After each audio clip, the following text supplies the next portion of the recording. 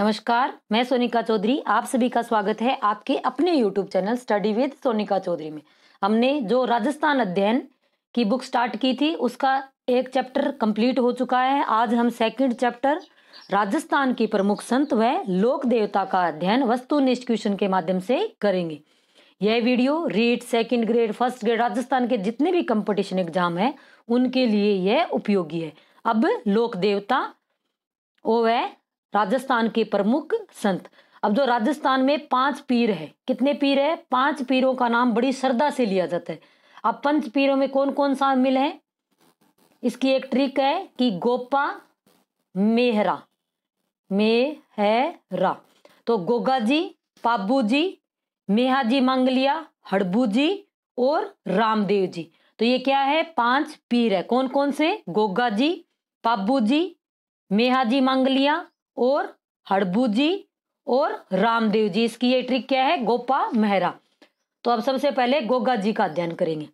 लोक देवता गोगा जी के पिता का क्या नाम था? जो गोगा जी के पिता का क्या नाम था? तो जेवर जी, ताहड़ जी, लाबू जी या देव जी। तो इनके पिता का क्या नाम था? जेवर जी पिता का नाम था। अब जो गोगा जी का मंदिर कहाँ है? गोगामेड़ी। तो वहां इनके लिखा हुआ है, वहां समाधि बनी हुई है गोगा जी की, और उनकी माता का भी नाम वहां लिखा हुआ है, उनके पिता के नाम भी वहां समाधि पे अंकित है। अब शीर्षमेड़ी किसे कहते हैं? अब जो गोगा जी का एक स्थान है कि उसे शीर्षमेड़ी कहते हैं। शीर्षमेड़ी किसे कहते हैं? जो गोगा जी का जन्म स्थान ददरेवा चूरू। अब गोगा जी का जन्म कहाँ हुआ था? पीछे रीट में ये क्वेश्चन आया हुआ है कि ददरेवा चूरू में जो 2018 की जो रीट हुई थी उसमें कि गोगा जी का जन्म स्थान ददरेवा चूरू, तो उसको हम किस नाम से जानते हैं? शीर्षमेड़ी। शीर्षमेड़ी क्या है? जो गोगा जी का जन्म स्थान है उसे शीर्षमेड़ी के नाम से जानते हैं। अब नेक्स्ट है धुरमेड़ी। अब धुरमेड़ी किसे कहते हैं? जो गोगा जी का जन्म स्थान हो गया वो तो क्या हो गया? शीर्षमेड़ी। अब धुरमेड़ी किसे कहते हैं? गोगा जी का समाधि स्थल गोगामेड़ी हनुमानगढ़, ये नौर तहसील के अंदर है, तो ये क्या है? धुरमेड़ी कहलाता है। धुरमेड़ी क्या है? गोगा जी का जो समाधि स्थल है वो क्या है? धुरमेड़ी। और ये मंदिर कहाँ है? गोगामेड़ी हनुमानगढ़ डिस्ट्रिक्ट में ये है। अब गोगा नवमी। अब गोगा नवमी कब बनाई जाती है? जो गोगा जी का मेला है पूरे 1 महीने चलता है और 2 साल से ये मेला बंद है। अब गोगा नवमी कब बनाई जाती है? भाद्रपद शुक्ल नवमी, भाद्रपद कृष्ण नवमी, मार्गशीर्ष कृष्ण नवमी या अश्विनी शुक्ल नवमी। तो गोगा नवमी है वो कृष्ण पक्ष की जो भाद्रपद की नवमी आती है उसको बनाया जाता है। अब लोक देवता गोगा जी का पूजा स्थल प्राय किस वृक्ष के नीचे होता है? प्रत्येक गांव में गोगा जी का ऐसे एक थान बना होता है, 2 ईंटें रख दी, ये गोगा जी की क्या है? मेड़ी बोलते हैं उसको। तो लोक देवता गोगा जी का जो पूजा स्थल है प्राय किस वृक्ष के नीचे होता है?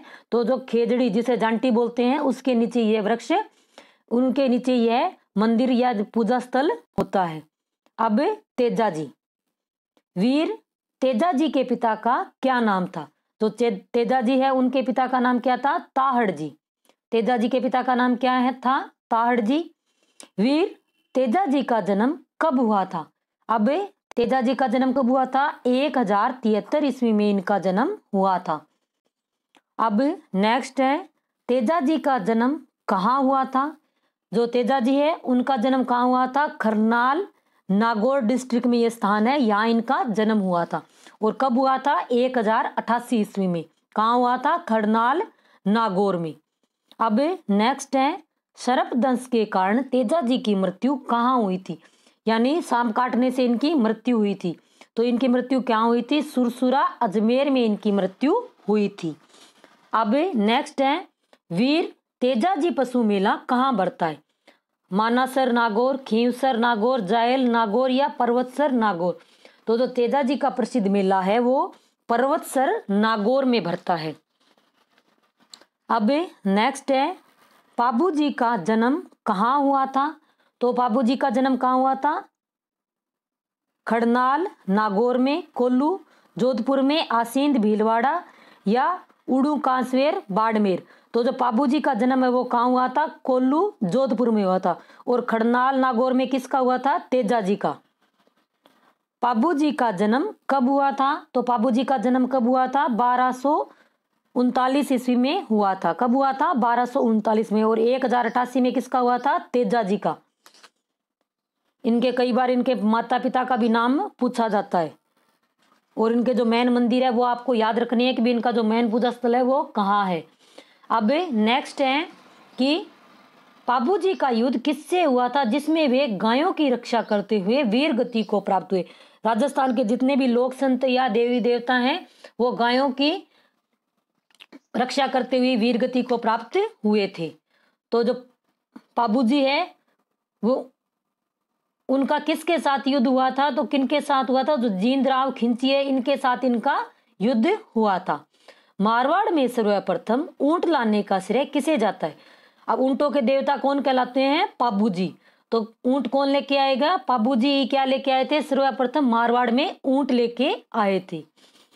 कौन से लोक देवता ऊंटों के देवता के रूप में प्रसिद्ध है? जो कौन से लोक देवता है वो ऊंटों के देवता के रूप में प्रसिद्ध है? तो कौन है? पाबू जी। और पाबू जी क्या है? सबसे पहले मारवाड़ में ऊंट लेके आए थे। किस लोक देवता को लक्ष्मण जी का अवतार माना जाता है? ये प्रश्न रिट में आया हुआ है जी कि किस लोक देवता को लक्ष्मण जी का अवतार माना जाता है? जो पाबू जी है उनको लक्ष्मण का अवतार माना जाता है। और ऊंटों के देवता और मारवाड़ में सबसे पहले कौन लेके आए थे? पाबू जी। क्या लेके आए थे? ऊंट लेके आए थे। और पाबू जी को किसका अवतार माना जाता है? लक्ष्मण का अवतार माना जाता है। अब नेक्स्ट है देवनारायण जी का मुख्य पूजा स्थल कहाँ है? अब जो देवनारायण जी किनके देव लोक देवता है? जो गुज्जर जाति है उनके ये देवता हैं। तो देवनारायण जी का पूजा स्थल कहाँ है? जो आसिंद भीलवाड़ा में इनका मुख्य पूजा स्थल है। अब नेक्स्ट है देवनारायण जी का मेला कब भरा जाता है? अब जो देवनारायण जी का मेला है वो कब भरता है? तो भाद्रपद शुक्ल सप्तमी को। तो भाद्रपद शुक्ल सप्तमी को किसका मेला भरता है? देवनारायण जी का मेला भरता है। और जो गोगा जी का मेला कब भरता है? भाद्रपद की कृष्ण नवमी को। कब भरता है? भाद्रपद की कृष्ण नवमी को गोगा जी का मेला भरता है।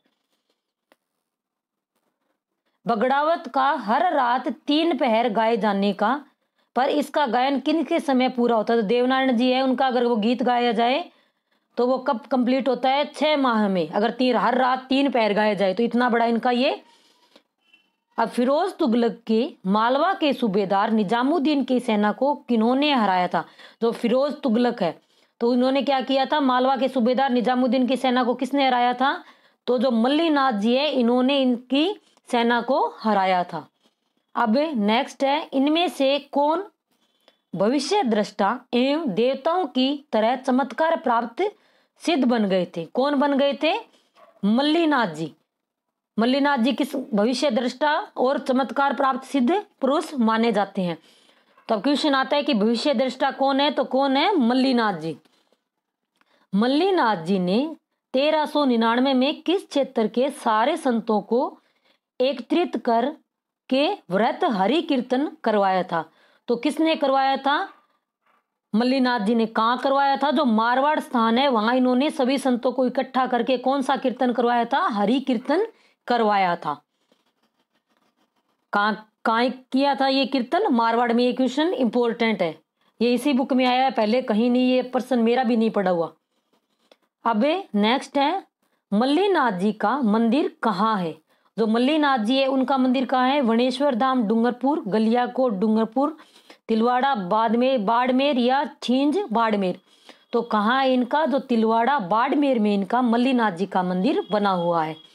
जोधपुर के पश्चिमी परगने का मालानी नामकरण किस संत पुरुष के नाम के आधार पर किया गया था? तो किस संत के आधार पर, नाम के आधार पर हुआ है? मालानी यानी मल्लीनाथ जी। और मल्लीनाथ जी का मंदिर कहाँ है? तिलवाड़ा बाड़मेर में। बाबा रामदेव, जो पंचपीरों में रामदेव जी भी आते हैं, तो बाबा रामदेव जी का जन्म कहाँ हुआ था? तो रामदेव जी का जन्म कहाँ हुआ था? उड़ू काश्मीर बाड़मेर में हुआ था। कहाँ हुआ था? उड़ू काश्मीर बाड़मेर में। खरनाल नागौर में किसका हुआ था? तेजा जी का। कोल्लू जोधपुर में पाबू जी का। अब किन लोक देवता ने जैसलमेर में भैरव नामक क्रूर व्यक्ति के अंत करके शांति स्थापित की थी? यानी कौन सा संत था जिसने जैसलमेर में भैरव नाम का एक क्रूर व्यक्ति था तो उसका अंत किया था और वहां शांति स्थापित की। तो किसने की थी? रामदेव जी ने। और सांप्रदायिक सद्भाव का भी ये मंदिर कहाँ है? रामदेव जी का ही मंदिर ये माना जाता है। गोगा जी के भी मंदिर में भी हिंदू मुसलमान सभी जाते हैं। तो ये भी एक सांप्रदायिक सद्भाव का मंदिर है। रामदेवरा रुणेचा कस्बा किसने बसाया था? जो रामदेवरा है रुणेचा, वो किसने बसाया था? रामदेव जी ने। अपने नाम के ऊपर ही रामदेव जी ने बसाया था रुणेचा। अब नेक्स्ट है सांप्रदायिक सद्भाव इस मेले की सबसे बड़ी विशेषता है। सांप्रदायिक सद्भाव किस मेले की है? बाबा रामदेव मेला रुणेचा। इसकी क्या है? सांप्रदायिक सद्भाव सबसे बड़ी इसकी विशेषता है। इसमें सभी जातियों के लोग और सभी धर्मों के मानने वाले आते हैं। कामड़िया पंथ की स्थापना किस लोक देवता ने की थी? अब कामड़िया पंथ की स्थापना किसने की थी? रामदेव जी ने। जो कामड़ जाति के भोपे होते हैं वो इनका कीर्तन वगैरह भी करते हैं। बाबा रामदेव जी को किसका अवतार माना जाता है? तो बाबा रामदेव जी को कृष्ण का अवतार माना जाता है। ये आप शॉर्ट नोट साथ में बना के चले कि बाबा रामदेव अवतार बराबर कृष्ण। अब आप सभी के लिए क्वेश्चन है कि लक्ष्मण का अवतार किसे माना गया है? कि लक्ष्मण जी का अवतार किसे माना गया? जैसे कृष्ण का अवतार किसे माना गया है? बाबा रामदेव को। और जो राजस्थान के पंच पीर है उनका नाम भी आप कमेंट बॉक्स में जरूर बताएं कि पंच पीरों में कौन कौन से शामिल है। इसकी ट्रिक है गोपा मेहरा। इससे आप इनके नाम कमेंट बॉक्स में जरूर लिखिए। अगर वीडियो अच्छा लग रहा है तो लाइक करें, शेयर करें और चैनल को सब्सक्राइब करें। पगलिये किस लोक देवता के प्रतीक के रूप में पूजे जाते हैं? पगलिये क्या होते हैं? ऐसे छोटे छोटे पैरों के निशान होते हैं। तो ये किस लोक देवता के होते हैं? जो रामदेव जी के पगलिये पूजे जाते हैं। रामदेव जी के मंदिर में भी छोटे छोटे ऐसे पगलिये बने होते हैं। कभी आप जाओ तो जरूर देखना। इनमें से कौन लोक देवता जैसलमेर के राव राणदेव भाटी से युद्ध करते हुए वीर गति को प्राप्त हुए थे? तो कौन से लोक देवता है जो जैसलमेर के राव राणदेव भाटी से युद्ध करते पराजित हुए? तो भाटी शासक कहाँ के हैं? जैसलमेर के। तो कौन युद्ध में पराजित हुए, वीर गति को प्राप्त हुए? तो जो मेयाजी मांगलिया है वो जैसलमेर के भाटी शासक से युद्ध करते हुए वीर गति को प्राप्त हुए थे। लोक देवता शकुन शास्त्र के ज्ञाता है। जो कौन से लोक देवता है जो शकुन शास्त्र क्या होता है? कहीं जाते हैं ना तो हम कहते हैं ना भी अब आज शगुन कैसा है, हम वहां जा रहे हैं। तो शकुन शास्त्र के लोक देवता किसे माना जाता है? जो मेहाजी मांगलिया है उनको शकुन शास्त्र के ज्ञाता माना जाता है। शकुन शास्त्र कहते हैं ना कहीं बाहर जाते हैं तो खाली मटका हुआ नहीं मिलना चाहिए, अब शगुन हो गया। तो वो शकुन क्या होता है? अब शगुन और शगुन जो बोलते हैं वो उसके देवता कौन है? तो मेहाजी मांगलिया इसके देवता है। मांगलिया मेहाजी का प्रसिद्ध मंदिर कहाँ है? तो कहाँ है? इनका बापणी जोधपुर में इनका मंदिर है। बापणी जोधपुर में किसका मंदिर है? मांगलिया मेहाजी का। अब मांगलिया मेहाजी का मेला कब लगता है? जो मांगलिया जी मेहाजी का मेला कब लगता है? तो इनका मेला भाद्रपद कृष्ण अष्टमी को लगता है। और भाद्रपद की जो कृष्ण नवमी को उसको किसका लगता है? गोगा जी का मेला लगता है। अब नेक्स्ट है हड़बू जी का जन्म कहाँ हुआ था? जो हड़बू जी है उनका जन्म बुंडेल नागौर में हुआ था। हड़बू जी का जन्म कहाँ हुआ था? बुंडेल नागौर में इनका जन्म हुआ था। किस लोक देवता ने बालीनाथ जी से दीक्षा ली थी? किस लोक देवता ने बालीनाथ जी से दीक्षा ली थी? जो हड़बू जी है उनका गुरु कौन हो गया? बालीनाथ जी। इन्होंने इससे शिक्षा ली थी। इन्होंने राव जोधा को मंडोर जीतने का आशीर्वाद और कटार दिया था। कौन से लोक संत थे जिन्होंने, जो राव जोधा थे उनको क्या कहा था कि आप मंडोर जीत लोगे और यह मेरा आपको आशीर्वाद है, और साथ में एक कटार भी थी। तो वो कौन थे? हड़बू जी। किस शासक ने हड़बू जी की बेंगटी गांव प्रदान किया था? जो हड़बू जी को जो बेंगटी गांव है वो किसने प्रदान किया था? तो राव जोधा ने प्रदान किया था। क्यों किया था? क्योंकि जोधा को इन्होंने क्या आशीर्वाद दिया था कि आप मंडोर की विजय प्राप्त करोगे। बाद में इन्होंने इसको कौन सा गांव दिया था? बेंगटी। अब यहाँ मुख्य मंदिर भी इनका यही है कि हड़बू जी की बेंगटी। अब नेक्स्ट है हड़बू जी का प्रमुख स्थान कौन सा है जहाँ श्रद्धालु हड़बू जी की गाड़ी की पूजा करते हैं? तो कौन सा है?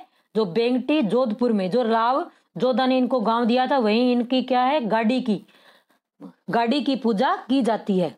हड़बू जी की जैसे यहाँ मूर्ति नहीं है, वहां उनकी क्या रखी हुई है, गाड़ी रखी हुई है, उसकी पूजा की जाती है। तो ये हड़बू जी की बेंगटी जोधपुर। चार हाथों वाले लोक देवता के रूप में प्रसिद्ध है। अब चार हाथों वालों के देवता कौन है? जो कल्ला जी है वो चार हाथों के देवता माने जाते हैं। अब नेक्स्ट है पंचपीर कितने माने गए हैं? पंचपीर कितने माने गए हैं? 5। कौन कौन से? गोपा मेहरा, गोगा जी, पाबू जी, मेहा जी मांगलिया, हड़बू जी और रामदेव जी, ये 5 पीर हैं। इनमें से कौन पंचपीर में शामिल नहीं है? तो कौन शामिल नहीं है? गोगा जी, पाबू जी, तेजा जी, हड़बू जी। तो कौन शामिल नहीं है? तो जो तेजा जी है वो पंचपीर में शामिल नहीं है। इनमें से कौन पंचपीर में शामिल नहीं है? अब कौन शामिल नहीं है? रामदेव जी, मेहा जी, मल्लीनाथ जी या पाबू जी। तो कौन नहीं है? मल्लीनाथ जी नहीं है। क्यों? कौन है इनकी जगह? मेहा जी मंगलिया इसमें शामिल है। अब नेक्स्ट है राजस्थान में धार्मिक आंदोलन शुरू करने का श्रेय किसे जाता है? ये क्वेश्चन इंपॉर्टेंट है कि राजस्थान में धार्मिक आंदोलन शुरू करने का श्रेय किसे जाता है? जन्ना जी, पीपा जी, जाम्बो जी या लालदास जी। जो जन्ना जाट है इनको राजस्थान में धार्मिक आंदोलन शुरू करने का श्रेय जाता है। अब नेक्स्ट है धन्ना जी का जन्म कहाँ हुआ था? तो धन्ना जी हैं इनका जन्म कहाँ हुआ था? तो इनका जन्म धुवन गांव टोंक में हुआ था। कहाँ हुआ था? धुवन गांव टोंक में इनका जन्म हुआ था। संत धन्ना जी का जन्म कब हुआ था? तो कब हुआ था? 1415 ईस्वी में इनका जन्म हुआ था। संत धन्ना जी किसके शिष्य थे? जो संत धन्ना थे वो किसके शिष्य थे? रामानंद जी के शिष्य थे। कबीर भी किसके शिष्य थे? रामानंद के। ये एक पंक्ति भी है कि भक्ति उपजी द्रविड़ लायो रामानंद, यानी भक्ति कहाँ उपजी थी? दक्षिणी भाग में, और उसको उत्तर भारत में कौन लेके आया था? रामानंद लेके आया था। और रामानंद जी के शिष्य कौन है? संत धन्ना इनके शिष्य है। और राजस्थान में जो भक्ति आंदोलन है उसको प्रारंभ करने का श्रेय किसको जाता है? संत धन्ना को इसका श्रेय जाता है। संत धन्ना जी किसके शिष्य थे? रामानंद जी के शिष्य थे। संत धन्ना जी ने ईश्वर भक्ति का प्रमुख साधन माना है। किसको माना है?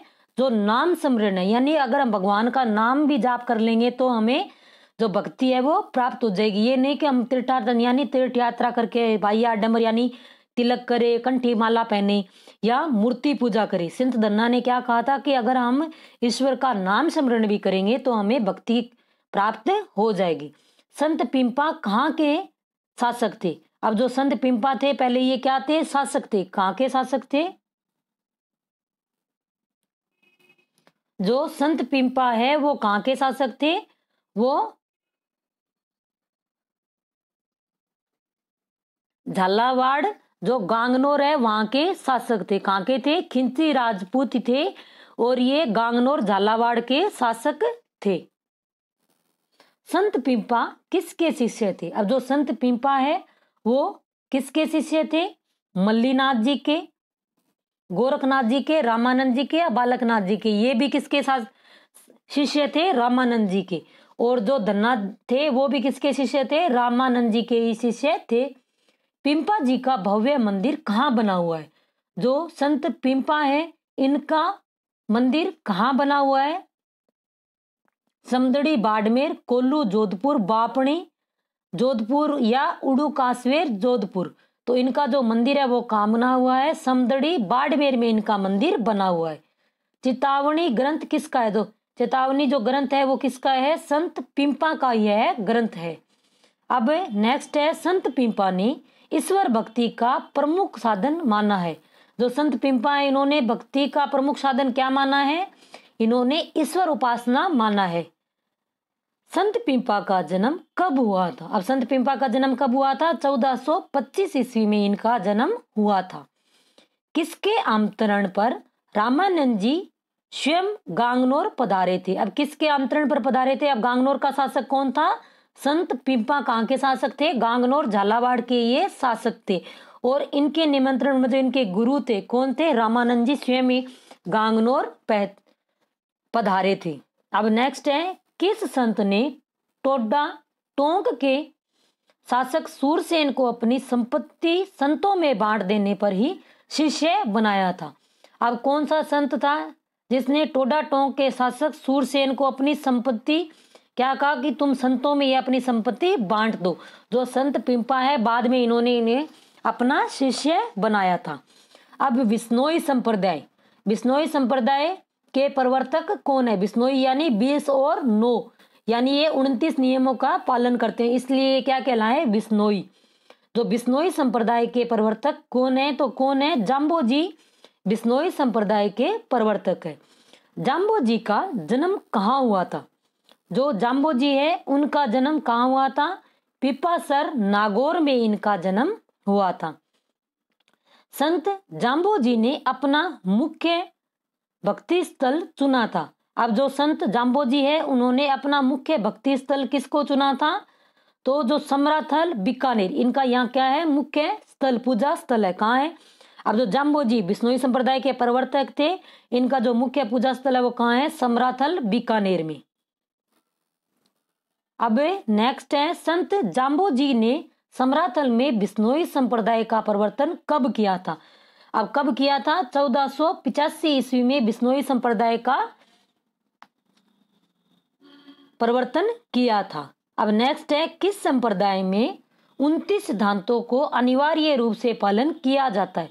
तो किस में किया जाता है? जो बिश्नोई संप्रदाय है उसमें 29 नियम, 20 और 9, तभी तो ये क्या कहलाते हैं? बिश्नोई। अनिवार्य रूप से पालन कौन करता है 29 नियमों का? बिश्नोई संप्रदाय। ये हरे पेड़ों को नहीं काटते और न ये कभी शिकार करते हैं, तो इनके जो क्षेत्र होते हैं बिश्नोइयों के, तो वहां ये हिरण वगैरह बेखौफ यहाँ विचरण करते रहते हैं।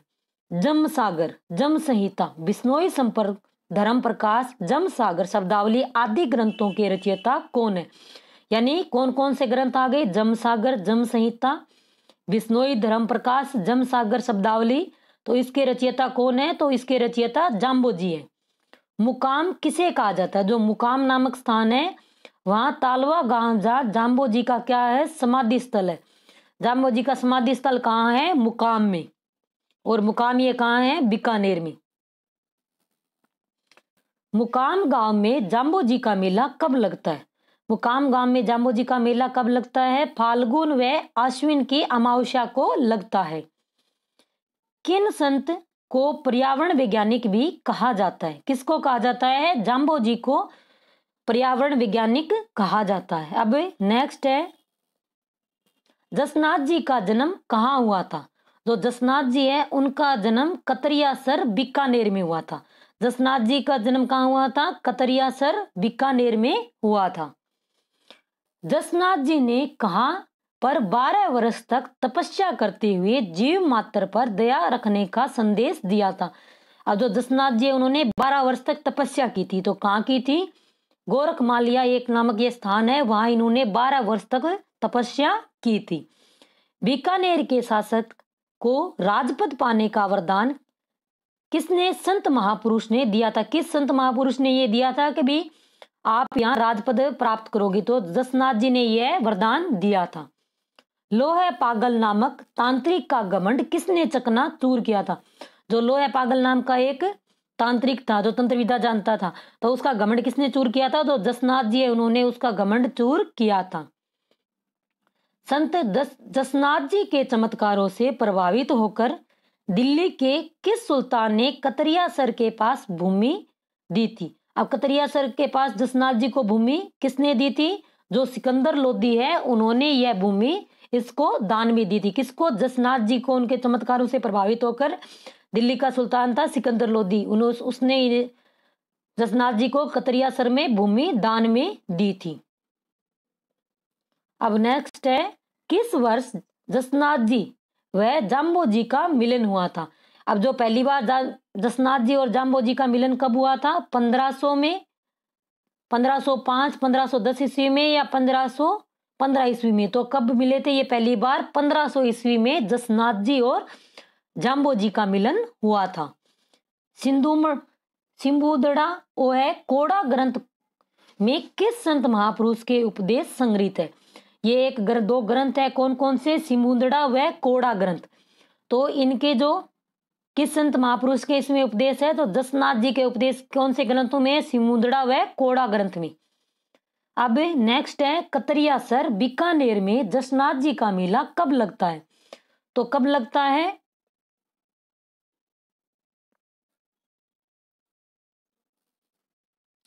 तो कतरियासर बीकानेर में जसनाथ जी का मेला ये 3 बार लगता है। कब लगता है? अश्विनी शुक्ला सप्तमी को, माघ शुक्ल सप्तमी को और चैत्र शुक्ल सप्तमी को, यानी उपयुक्त सभी में ये मेला लगता है। जसनाथ जी का मेला एक वर्ष में कितनी बार लगता है? 3 बार ये मेला लगता है। अब नेक्स्ट है संत लालदास जी का जन्म कब हुआ था? तो संत लालदास जी है उनका जन्म कब हुआ था? 1504 ईस्वी में इनका जन्म हुआ था। अब नेक्स्ट है संत जसनाथ जी का जन्म कब हुआ था? ये क्वेश्चन। अब पहले संत जसनाथ जी का जन्म कब हुआ था?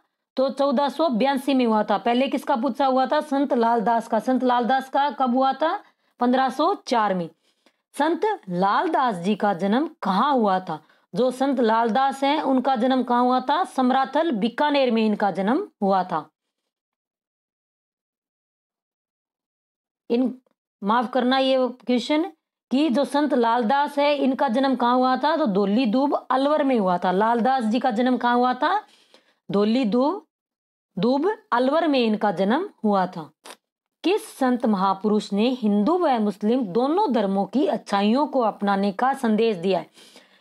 अब हिंदू मुस्लिम, चाहे हिंदू मुस्लिम धर्म हो, चाहे ईसाई हो, या जो सरदारों का जो धर्म हो, सिख धर्म हो, तो हमें सभी धर्मों की क्या है, जो अच्छी बातें हैं वही ग्रहण करनी है। अब कौन से संत थे जिन्होंने हिंदू व मुस्लिम दोनों धर्मों की अच्छाइयों को अपनाने का संदेश दिया था? तो कौन से संत थे? लालदास जी। और इनका जन्म कहाँ हुआ था? धौली दूब अलवर में इनका जन्म हुआ था। संत लालदास जी की समाधि कहाँ है? जो संत लालदास है इनकी समाधि कहाँ है? शेरपुर अलवर में इनकी समाधि है। निरंजनी संप्रदाय के प्रवर्तक कौन है? जो निरंजनी संप्रदाय है उनके प्रवर्तक संत हरिदास है। निरंजनी संप्रदाय के प्रवर्तक कौन है? संत हरिदास है। अब नेक्स्ट, संत हरिदास जी का जन्म कहाँ हुआ था? जो संत हरिदास जी है इनका जन्म कहाँ हुआ था? कापड़ोद नागौर में इनका जन्म हुआ था, संत हरिदास जी का। संत हरिदास जी का जन्म कब हुआ था? 1455 ईस्वी में इनका जन्म हुआ था। किस संत महापुरुष का मूल नाम हरि सिंह सांखला है? अब हरि सिंह सांखला किसका मूल नाम है? संत हरिदास जी का मूल नाम है। संत हरिदास जी का संत बनने से पहले मुख्य पेशा क्या था? जो संत हरिदास जी है वो पहले क्या थे? वो एक डाकू थे, लूटमार करने का इनका कार्य था। बाद में ये क्या बन गए थे? संत बन गए थे। किस संप्रदाय में परमात्मा को अलख निरंजन कहा जाता है? अब ये संबोधन क्या करते हैं? अलख निरंजन। तो अलख निरंजन किसमें कहते हैं? जो निरंजनी संप्रदाय है उसमें परमात्मा को अलख निरंजन कहा जाता है। राज प्रकाश और हरि पुरुष की वाणी ग्रंथ में किस संत महापुरुष के उपदेश संग्रहित है? तो किसके हैं? संत हरिदास जी के उपदेश इसमें संग्रहित है। राजस्थान का कबीर किस संत महापुरुष को कहा जाता है? तो किसे कहा जाता है? जो दादू दयाल को राजस्थान का कबीर कहा जाता है। दादू दयाल का जन्म कहाँ हुआ था? तो अहमदाबाद गुजरात में दादू दयाल का जन्म हुआ था। अब दादू दयाल है उनका जन्म कहाँ हुआ? अहमदाबाद में। और कब हुआ था? तो दादू दयाल का जो जन्म है 1544 ईस्वी में कहाँ हुआ था? अहमदाबाद गुजरात में। अब दादू दयाल कब से सांबर आकर रहने लगे? जन्म कहाँ हुआ था? गुजरात में। बाद में ये कब से आने लगे? दादू दयाल सांबर में रहने लगे। 1568 ईस्वी में क्या है ये? सांबर जयपुर में यहाँ आ गए थे। दादू दयाल ने फतेहपुर सीकरी की यात्रा करते समय अकबर से मुलाकात कब की थी? तो कब की थी? तो 1585 ईस्वी में इनकी मुलाकात हुई थी। किसकी? दादू दयाल ने फतेहपुर सीकरी में जो अकबर ने क्या बनाया था? इबादत खाना बनाया था। वहां सभी संतों को इसने आमंत्रित किया था। तो फतेहपुर सीकरी में ये अकबर से इनकी मुलाकात हुई थी। अब नेक्स्ट है, दादू दयाल ने किस स्थान पर अपना देह त्यागी थी? यानी अब जो दादू दयाल है उन्होंने अपना देह त्याग कहाँ किया था? जो बहराणा की पहाड़ियां है वहां इन्होंने, गुफा है वहां उन्होंने अपनी देह का त्याग किया था। अब मीराबाई का जन्म कहाँ हुआ था? तो मीराबाई का जन्म कहाँ हुआ था? जो कुड़की वर्तमान पाली जिले में है वहां इनका जन्म हुआ था। और जो मीराबाई है, मीराबाई से संबंधित क्वेश्चन हर कंपटीशन में आता है। पीछे जो 2018 की रीट हुई थी तो उसमें जो मीराबाई है उनके पति का नाम पूछा गया था। तो यह टॉपिक इंपॉर्टेंट है मीराबाई का। अब नेक्स्ट, संत मावजी के पांचों ग्रंथों में कितने छंद है? जो संत मावजी है इन्होंने 5 ग्रंथ लिखे थे, उनमें कितने छंद है? तो इनमें 72,96,000 टोटल ये कितने छंद है? इन्होंने 5 ग्रंथ लिखे, उसमें कितने हैं? 72,96,000। वाद विवाद शैली में लिखे संत मावजी के ग्रंथ क्या कहलाते हैं? यानी इन्होंने वाद विवाद शैली में ग्रंथ लिखे हैं तो वो क्या कहलाते हैं? वो चोपड़ा कहलाते हैं। क्या कहलाते हैं? चोपड़ा कहलाते हैं। इन्हें मावजी के चोपड़े भी कहा जाता है। संत मावजी के ग्रंथ किस दिन अनुयायियों द्वारा बाहर निकाले जाते हैं? जो संत मावजी है उन्होंने 5 ग्रंथ लिखे थे, तो जो इनके ग्रंथ हैं वो किस दिन बाहर निकाले जाते हैं? वो दीपावली के दिन बाहर निकाले जाते हैं, उनका दर्शन किया जाता है। संत मावजी को अनुयायी किसका अवतार मानते हैं? जो मावजी है उनको विष्णु का 10वां अवतार, क्या नाम था उसका? कल्कि अवतार मानते हैं। किसको मानते हैं? मावजी। अब रामदेव जी किसके अवतार माने जाते हैं? कृष्ण के। और पाबू जी है वो किसके अवतार माने जाते हैं? लक्ष्मण जी के। और जो ये मावजी है वो किसके अवतार है? विष्णु का 10वां अवतार। कौन सा? कल्कि अवतार के ये माने जाते हैं। सोम, माही व जाखम नदियों के संगम पर संत मावजी का मेला कब लगता है? तो कब लगता है? जो फाल्गुन की अमावस्या, एक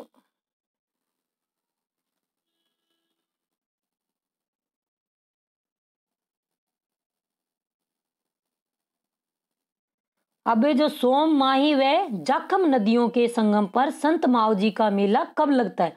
तो संत मावजी का मेला कब लगता है? माघ मास की जो पूर्णिमा है उसको यह मेला लगता है। ये कौन सा मेला है? वेणेश्वर मेला। किन किन नदियों के संगम है? यहाँ सोम, माही, जाखम, वणेश्वर, डूंगरपुर में यह लगता है। और ये आदि सहरिया जनजाति आदि जन का ये क्या है? महाकुंभ भी इसको बोला जाता है। संत रामचरण जी का जन्म कहाँ हुआ था? जो संत रामचरण जी है उनका जन्म कहाँ हुआ था? सोडा गांव, जयपुर में इनका जन्म हुआ था। संत रामचरण जी का मूल नाम क्या था? संत रामचरण जी का मूल नाम क्या था? रामकिशन नाम था। रामचरण जी का मूल नाम क्या था? रामकिशन इनका नाम था। किस नरेश ने संत रामचरण जी की एक छतरी का निर्माण करवाया था? जो रामचरण जी है उनकी एक छतरी का निर्माण करवाया था। किस शासक ने करवाया था? तो शाहपुरा नरेश रणसिंह थे, उन्होंने रामचरण जी की छतरी का निर्माण करवाया था। किस संत के उपदेश अरबे वाणी नामक ग्रंथ में संकलित है? तो किसके है? संत रामचरण जी के जो उपदेश है वो अरबे वाणी में संकलित है। किसके? रामचरण जी के। अब नेक्स्ट है, राम स्नेही संप्रदाय का प्रवर्तक किसने किया था? जो राम स्नेही संप्रदाय का किसने किया था? संत रामचरण ने इसका प्रवर्तन किया था। फूलडोल महोत्सव किस संप्रदाय से संबंधित है? जो राम स्नेही संप्रदाय है उसका यह प्रसिद्ध एक मेला बढ़ता है, ये शाहपुरा भीलवाड़ा में लगता है फूलडोल महोत्सव। जो राम स्नेही संप्रदाय इसका यह मेला लगता है। जो राम स्नेही संप्रदाय है उसकी कितनी शाखाएं हैं? ये 4 शाखाएं हैं। और ये पीछे जो रीट हुई थी उसमें एक इसका शाखा का क्वेश्चन भी पूछा गया था जो अभी रद्द हुई है उसका। राम स्नेही संप्रदाय की शाहपुरा शाखा के संस्थापक कौन है? यानी जो इसकी शाखाएं हैं उनका संस्थापक इसमें पूछा जाता है। जो राम शाहपुरा शाखा है उसका कौन है? संत रामचरण जी इसके प्रवर्तक है। अब जो राम स्नेही संप्रदाय की रेण नागौर शाखा के संस्थापक कौन थे? अभी ये जो सेकंड ग्रेड रीट जो सेकंड लेवल एसएसटी का पेपर हुआ था उसमें यही क्वेश्चन आया था कि राम स्नेही संप्रदाय की रेण शाखा के संस्थापक कौन है? तो रेण शाखा के कौन है? दरियाव जी। अब राम स्नेही संप्रदाय की सिंहतल शाखा के संस्थापक कौन है? जो सिंहतल शाखा है उसके संस्थापक कौन है? संत हरि रामदास जी। सिंहतल शाखा के कौन है? संत हरि रामदास जी। राम स्नेही संप्रदाय की खेड़ापा शाखा के संस्थापक कौन है? अब खेड़ापा शाखा के कौन है? संत रामदास जी इसके प्रवर्तक है। सेकंड ग्रेड में भी इस शाखा से एक क्वेश्चन पूछा गया कि राम स्नेही संप्रदाय की जो खेड़ापा शाखा उसके संस्थापक कौन है? संत रामदास जी इसके संस्थापक है। इस वीडियो में इतना ही। अगर वीडियो अच्छा लगा है तो लाइक करें, शेयर करें और चैनल को सब्सक्राइब करें और पास में जो बेल आइकन है उसको भी प्रेस करें ताकि आने वाले हर वीडियो का नोटिफिकेशन आपको मिलता रहे। आज के लिए इतना ही। धन्यवाद।